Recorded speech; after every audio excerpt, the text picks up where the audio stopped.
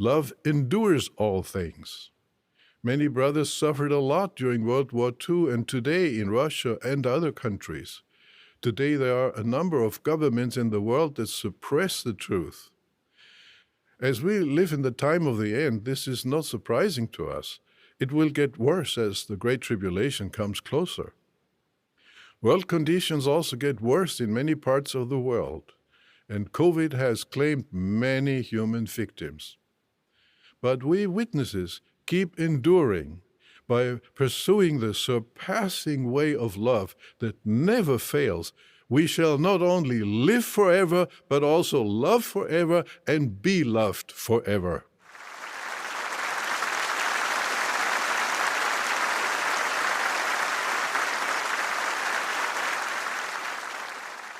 Well, thank you very much, Brother Lösch, for reminding us of how great Jehovah's love is for us. Yes, thank you, Brother Lösch. And wasn't it interesting? Perhaps you picked up on this. Wasn't it interesting to see the contrast between the footage of Gerrit Lösch and the footage of Kenneth Cook? There's some interesting editing going on there, but basically it's obvious to me that Gerrit Lösch is speaking in front of a green screen. It's kind of obvious with the lighting if you think about it. This is the sort of lighting that you see on the convention videos when they're speaking right in front of the camera. They don't have an audience, it's just them and the camera. And so what they've done is they've used a green screen and put the annual meeting curtains behind in, I think, the same or similar configuration to the way they are behind Kenneth Cook. And I'm not sure it's really necessary. There isn't anything weird or wrong about Gerrit Lösch giving a talk that's been recorded for the Gilead graduation. It's just weird when you try to cover it up, when you use green screen technology to make it look like Gerrit Lösch is there when he so clearly isn't. So I just thought it was worthwhile mentioning that. But Gerrit Lösch, talking here at the 151st Gilead graduation, is talking about the need to keep enduring. This is clearly something that the governing body are very anxious about. The extent to which Jehovah's Witnesses are willing to hang in there. Gerrit Lösch saying that it will be worthwhile in the end if they can come through all of the persecution that's to be expected in the time of the end, because apparently Jehovah's Witnesses can look forward to loving forever and being loved forever.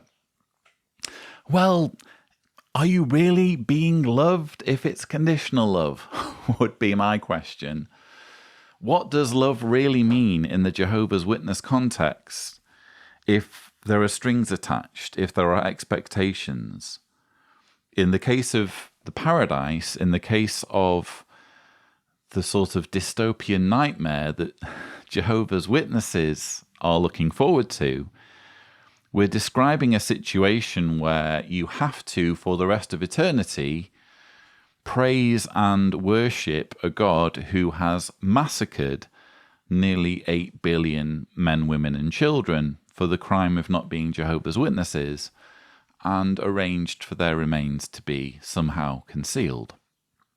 You have to praise that monster for the rest of eternity and spend your days convincing the constant stream of resurrected ones, everyone who's ever lived, apparently, who dies before Armageddon, is going to gradually be brought back for a second shot at things, and it's going to be your privilege to give them Bible studies.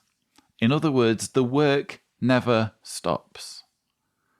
There isn't just going to be a point where you can just exist. You can just relax. There's always going to be something to do. There's always going to be some task for you that is devised by either God or the faithful slave or the millennial government under Christ, whatever. There's always going to be something.